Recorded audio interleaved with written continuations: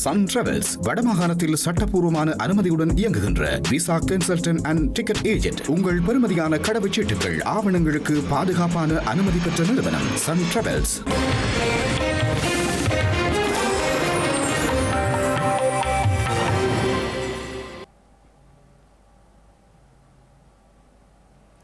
வணக்கம்.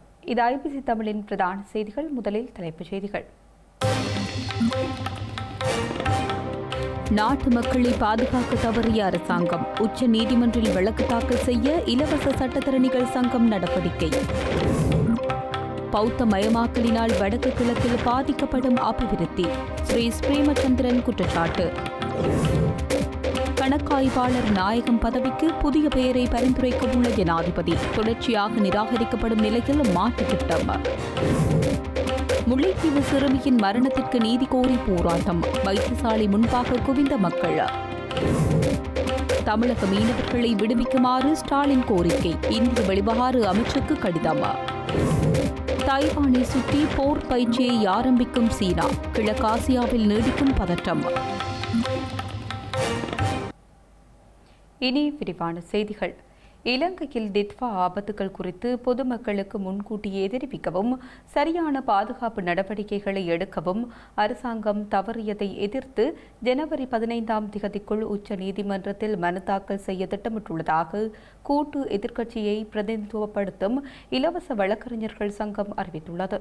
பல அரசு நிறுவனங்களும் அதிகாரிகளும் புயல் குறித்து சரியான நேரத்தில் எச்சரிக்கை விடுக்க தவறியதன் மூலம் பொறுப்பற்ற முறையில் செயற்பட்டதாகவும் இதனால் கணிசமான உயிர் மற்றும் சொத்து இழப்பு ஏற்பட்டதாகவும் சங்கத்தின் ஒருங்கிணைப்பாளர் வழக்கறிஞர் தினேஷ் விதானபத்திரன தெரிவித்தார். பொதுமக்களின் அடிப்படை உரிமைகள் மீறப்பட்டதாக மனுவில் வாதிடப்படும் என்றும் அவர் தெரிவித்தார். இந்த சங்கம் தனது வழக்கை ஆதரிப்பதற்காக கடந்த கால சர்ச்சைக்குரிய சம்பவங்கள் உட்பட பல ஆதாரங்களை நீதிமன்றத்தில் சமர்ப்பிக்க திட்டமிட்டுள்ளதாகவும் தெரிவிக்கப்பட்டுள்ளது. 2019 ஈஸ்டர் குண்டு வெடிப்புகளில் முன்னாள் ஜனாதிபதி மைத்ரிபால சிறிசேன, முன்னாள் பாதுகாப்பு செயலாளர் மற்றும் பிறருக்கு தண்டனை விதித்தது போன்ற முன்னுதாரணங்களையும் நாட்டின் பொருளாதார நெருக்கடிக்கு பங்களித்த முன்னாள் ஜனாதிபதி கோட்டாபய ராஜபக்சவின் குறுகிய பார்வை கொண்ட ஆட்சியின் போது ஏற்பட்ட தோல்விகள் குறித்த உச்சநீதிமன்ற தீர்ப்புகளையும் நீதிமன்றம் கருத்தில் கொள்ளலாம் என்று வழக்கறிஞர் விதானபத்திரன குறிப்பிட்டார். இந்த மனுவில் சூறாவளியால் பாதிக்கப்பட்ட ஒருவரின் உறவினர், ஒரு மத தலைவர் மற்றும் ஒரு தொழிலதிபர் ஆகியோர் சாட்சிகளாக குறிப்பிடப்படுவார்கள் என்று எதிர்பார்க்கப்படுகின்றது. வாதிகளில் ஜனாதிபதியின் செயலாளர், வானிலை மற்றும் நீர்ப்பாசன துறைகளின் இயக்குநர்கள் மற்றும் இந்த நிறுவனங்களை மேற்பார்வையிடும் அமைச்சகங்களின் செயலாளர்களும் அடங்குவர் என தெரிவித்துள்ளார். மனு தயாராக இருப்பதாகவும் ஜனவரி 15 முன்னர் உச்சநீதிமன்றத்தில் தாக்கல் செய்யப்படும் என்றும் வழக்கறிஞர் விதானபத்திரன உறுதிப்படுத்தியுள்ளார். வடக்கு கிழக்கில் சட்டவிரோத புத்த விகாரைகள் மற்றும் பௌத்த மயமாக்கல் இடம்பெற்று வருகின்றவை நாட்டில் அமைதிக்கும் அபிவிருத்திக்கும் முட்டுக்கட்டை போடும் செயற்பாடு என ஈழ மக்கள் புரட்சிகர விடுதலை முன்னணியின் தலைவர் ஸ்ரீ பிரேமச்சந்திரன் தெரிவித்துள்ளார். முறைமை மாற்றத்தை முன்வைத்து ஆட்சி பீடமேறியுள்ள தற்போதைய அரசு அத்தகைய நடவடிக்கைகளை தடுத்து நிறுத்தி நாட்டின் நிலையான அபிவிருத்தியில் கவனம் செலுத்த வேண்டும் எனவும் ஈழ மக்கள் புரட்சிகர விடுதலை முன்னணியின் தலைவர் ஸ்ரீ பிரேமச்சந்திரன் கோரிக்கை விடுத்துள்ளார். வடக்கு கிழக்கு மாகாணங்களில் திருகோணமலை, முல்லைத்தீவு, வவுனியா, மன்னார், யாழ்ப்பாணம் போன்ற பிரதேசங்களில் சிங்கள பௌத்த மக்கள் வாழாத இடங்களில் அடாத்தாக பிடிக்கப்பட்டு பல காணிகளில் இராணுவத்தினர் உதவியுடன் புத்த கோயில்கள் அமைக்கப்பட்டு வருவதாக அவர் சுட்டிக்காட்டியுள்ளார். இப்போது ஆட்சியில் இருக்கின்ற தேசிய மக்கள் சக்தி அரசாங்கமானது இவற்றை தடுத்து நிறுத்தாமல் சட்டவிரோதமாக கட்டப்படும் விகாரைகளை இன்னும் ஆதரித்து செயற்பட்டு வருவதுடன் யாழ்ப்பாணம் தையிட்டியில் தனியாருக்கு சொந்தமான காணிகளை பறிமுதல் செய்து தமிழ் மக்களின் எதிர்ப்பையும் மீறி சட்டவிரோதமான முறையில் ஒரு பௌத்த ஆலயம் கட்டப்பட்டிருப்பதை சுட்டிக்காட்டியுள்ளார். வடக்கு கிழக்கில் தற்போது கட்டப்பட்டு வரும் விகாரைகளில் சுற்றாடல்கள் அனைத்துமே தமிழ் முஸ்லிம் மக்கள் வாழும் பிரதேசங்கள் எனவும் இந்த பிரதேசங்களில் சிங்கள பௌத்த மக்கள் எவருமே கிடையாது எனவும் குறிப்பிட்டுள்ளார். வடக்கு கிழக்கில் சிங்கள பௌத்த மேலாதிக்கத்தை நிறுவுகின்றதே பெரும்பான்மையின அரசாங்கங்கள் அனைத்தினதும் நோக்கம் எனவும் ஒருபுறத்தில் சமத்துவம், சகோதரத்துவம், இனங்களுக்கிடையில் ஐக்கியம் பற்றி பேசும் அரசாங்கம் இவ்வாறான நடவடிக்கைகளுக்கு துணை போவதென்பது நாட்டில் ஐக்கியத்தையும் அபிவிருத்தியையும் உருவாக்காது எனவும் அவர் மேலும் தெரிவித்துள்ளார். இலங்கையில் கணக்காய்வாளர் நாயகம் பதவிக்காக ஸ்ரீலங்கா ஜனாதிபதி அனுரகுமார திசாநாயக்கவினால் பரிந்துரைக்கப்பட்ட பெயர்கள் அரசியலமைப்பு பேரவை தொடர்ச்சியாக நிராகரித்து வரும் நிலையில் மற்றொரு புதிய பெயரை ஜனாதிபதி விரைவில் பரிந்துரைக்க உள்ளதாக தெரிவிக்கப்பட்டுள்ளது. கணக்காய்வாளர் நாயகத்திற்கான முன்னைய பரிந்துரைகள் நிராகரிக்கப்பட்டுள்ள நிலையில் தகுதியான வேறொருவரின் பெயர் வரும் நாட்களில் முன்வைக்கப்படும் என பொது பாதுகாப்பு அமைச்சர் ஆனந்த விஜயபால தெரிவித்தார். தேசிய கணக்காய்வு அலுவலகம் கடந்த டிசம்பர் 7 முதல் கணக்காய்வாளர் நாயகம் அல்லது பதில் கணக்காய்வாளர் நாயகம் என்று இயங்கி வருவதாக குறிப்பிட்டுள்ளார். இதற்கு முன்னர் ஜனாதிபதியால் பரிந்துரைக்கப்பட்ட HDP சந்தன, LSI ஜெயரத்ன மற்றும் ராணுவத்தின் உள்வாரி கணக்காய்வு பணிப்பாளர் ராஜசிங்க ஆகியோரின் பெயர்கள் அரசியலமைப்பு சபையில் நிராகரிக்கப்பட்டதாக சுட்டிக்காட்டியுள்ளார். இறுதியாக ராஜசிங்கவின் பெயர் பரிசீலனைக்கு வந்தபோது அதற்கு ஆதரவாக 4 வாக்குகளும் எதிராக 5 வாக்குகளும் அளிக்கப்பட்டதாக அவர் மேலும் தெரிவித்தார். இந்த நிலையில் ஜனாதிபதியின் பரிந்துரைகள் காரணமின்றி நிராகரிக்கப்படுவதாக அமைச்சரவை பேச்சாளர் நலிந்த ஜேதிச கவலை வெளியிட்டுள்ளார். ஜனாதிபதி தகுதியானவர்களையே பரிந்துரைக்கிறார், ஆனால் சிவில் சமூக பிரதிநிதிகள் உள்ளிட்ட சிலர் எவ்வித விளக்கமுமின்றி அவற்றை எதிர்க்கின்றனர் என அவர் சுட்டிக்காட்டியுள்ளார். அத்துடன் கணக்காய்வாளர் நாயகம் பதவி வெற்றிடமாக இருப்பதால் பொது நிதி மேற்பார்வை மற்றும் தேசிய கணக்காய்வு அலுவலகத்தின் பணிகள் பாதிக்கப்பட்டுள்ளதாக இலங்கை சட்டத்தரணிகள் சங்கம் மற்றும் அரசாங்க நிதி பற்றிய குழுவின் தலைவர் ஹர்சன டி சில்வா ஆகியோர் எச்சரித்துள்ளனர். இலங்கையில் 2025 ஜனவரி மாதம் முதல் தாக்கல் செய்யப்பட்ட லஞ்ச ஊழல் வழக்குகள் மூலம் அரசாங்கம் 3 மில்லியன் ரூபாவை வருவாயாக ஈட்டியுள்ளதாக லஞ்ச ஒழிப்பு ஆணைக்குழு தெரிவித்துள்ளது.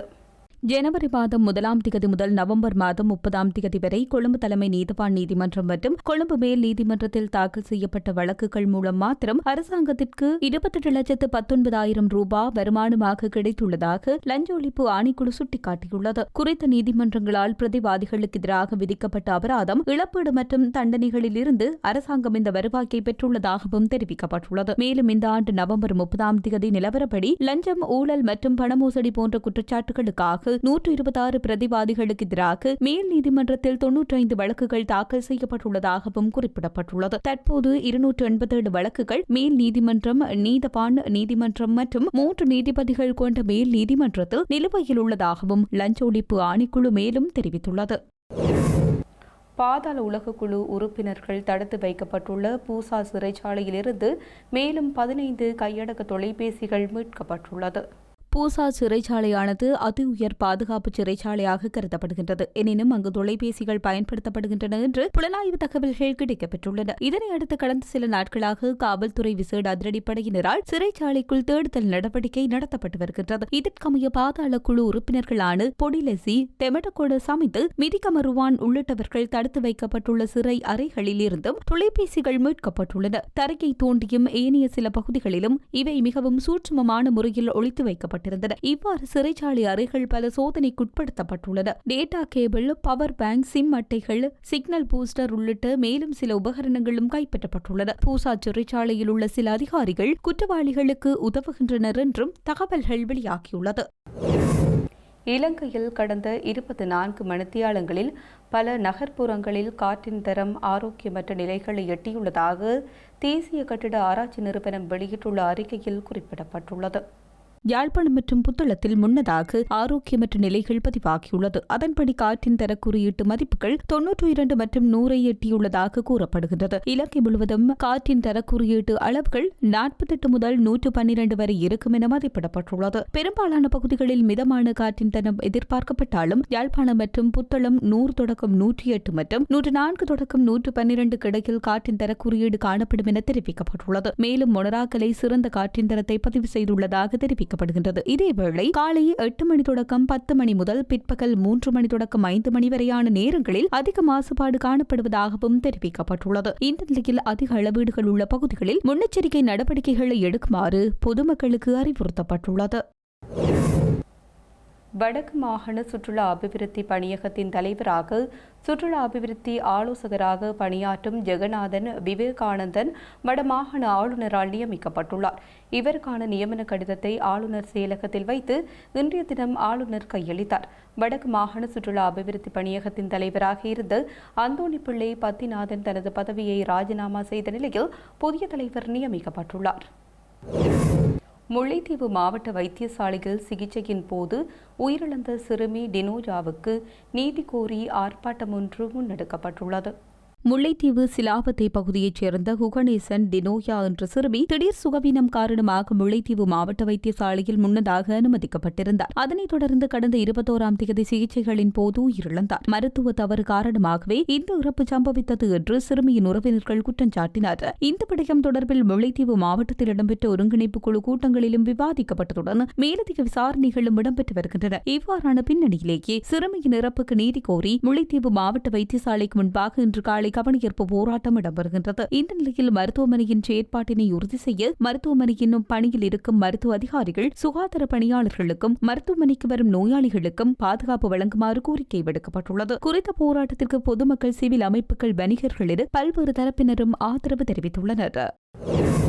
இலங்கை கடற்படையினரால் தமிழக மீனவர்கள் தொடர்ந்து கைது செய்யப்படுவதை தடுக்க தமிழக முதலமைச்சர் மு.க. ஸ்டாலின் இந்திய வெளியுறவு அமைச்சர் எஸ். ஜெய்சங்கருக்கு கடிதம் எழுதியுள்ளார்.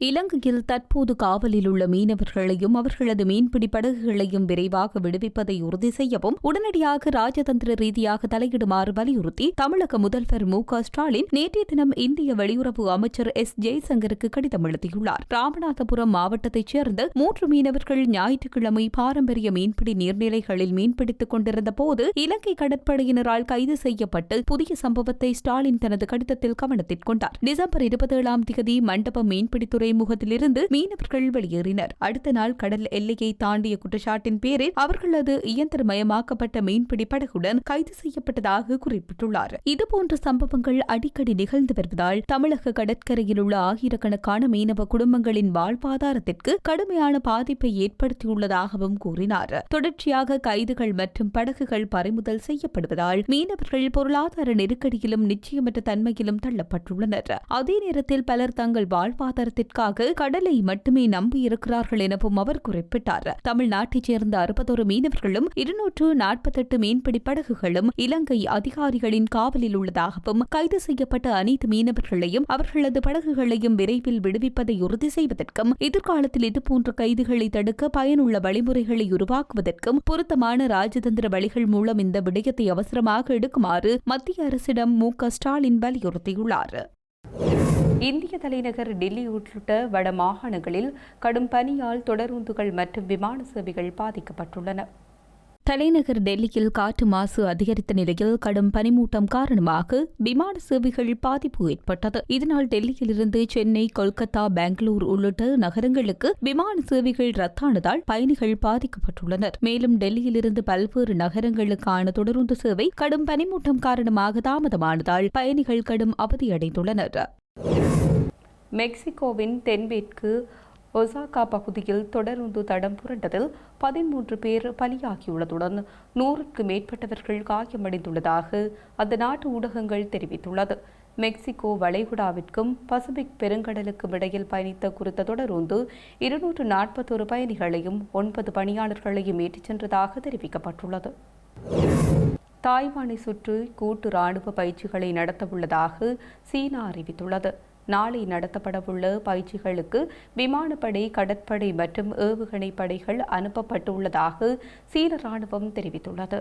பல ஆண்டுகளாக சீனாவுக்கும் தாய்வானுக்கும் இடையே மோதல் நிலவி வருகின்றது. தாய்வான் தனி நாடு அல்ல, அது சீனாவின் ஒரு பகுதி என்று தொடர்ந்து சீனா கூறி வருகின்றது. இதனை தாய்வான் ஏற்க மறுப்பதுடன் தங்களுக்கென்று தனி இறையாண்மை உள்ளது எனவும் தனி நாடுதான் எனவும் தாய்வான் திட்டவட்டமாக தெரிவித்துள்ளது. இந்த நிலையில் அமெரிக்கா தனது மிகப்பெரிய ஆயுத பொதிகளில் ஒன்றை தாய்வானுக்கு விற்பனை செய்வதாக அறிவித்த சில நாட்களுக்கு பின்னர் சீனா ராணுவ பயிற்சி நடத்தவுள்ளதாக அறிவித்துள்ளது. பிரிவினைவாத மற்றும் வெளிநாட்டு தலையீடுகளுக்கு எச்சரிக்கை விடுக்கும் வகையில் தாய்வானை சுற்றி கூட்டு ராணுவ பயிற்சிகளை நடத்தவுள்ளதாக சீன ராணுவம் அறிவித்துள்ளது. ஜஸ்டிஸ் மிஷன் 2025 என்ற பெயரில் இந்த பயிற்சி நடத்தப்பட உள்ளது. சீனாவில் இந்த அறிவிப்பால் கிழக்கு ஆசிய பகுதியில் போர் பதற்றம் நிலவி வருகின்றது. அண்மையில் தாய்வானுக்கு எதிராக சீனா நடவடிக்கை எடுத்தால் ஜப்பானிய ராணுவம் தலையிடக்கூடும் என்று ஜப்பான் பிரதமர் சனே டகாய்ச்சி கூறியிருந்தார். இதற்கு சீனா ராணுவம் கடும் எதிர்ப்பு தெரிவித்திருந்தது. தற்போது சீன ராணுவம் கூட்டு ராணுவ பயிற்சி குறித்து வெளியிட்டுள்ள அறிவிப்பில் ஜப்பானை பற்றி எதுவும் குறிப்பிடவில்லை. செய்திகளின் நிறைவாக மீண்டும் தலைப்புச் செய்திகள். நாட்டு மக்களை பாதுகாக்க தவறிய அரசாங்கம், உச்ச நீதிமன்றில் வழக்கு தாக்கல் செய்ய இலவச சட்டத்தரணிகள் சங்கம் நடவடிக்கை. பௌத்த மயமாக்கலினால் வடக்கு கிழக்கில் பாதிக்கப்படும் அபிவிருத்தி ஸ்ரீ ஸ்ரீமச்சந்திரன் குற்றச்சாட்டு. கணக்காய்வாளர் நாயகம் பதவிக்கு புதிய பெயரை பரிந்துரைக்க உள்ள ஜனாதிபதி தொடர்ச்சியாக நிராகரிக்கப்படும் நிலையில் மாற்றுத் திட்டம். முல்லைத்தீவு சிறுமியின் மரணத்திற்கு நீதி கோரி போராட்டம், வைத்தியசாலை முன்பாக குவிந்த மக்கள். தமிழக மீனவர்களை விடுவிக்குமாறு ஸ்டாலின் கோரிக்கை, இந்திய வெளிவிவகார அமைச்சருக்கு கடிதம். தைவானை சுற்றி போர் பயிற்சியை ஆரம்பிக்கும் சீனா, கிழக்காசியாவில் நீடிக்கும் பதற்றம். இத்துடன் ஐபிசி தமிழின் பிரதான செய்திகள் நிறைவு பெற்றன. உடனுக்குடன் செய்திகளை அறிந்து கொள்ள ibctamil.com என்ற நமது இணையதளத்தை பார்வையிடுங்கள். வணக்கம்.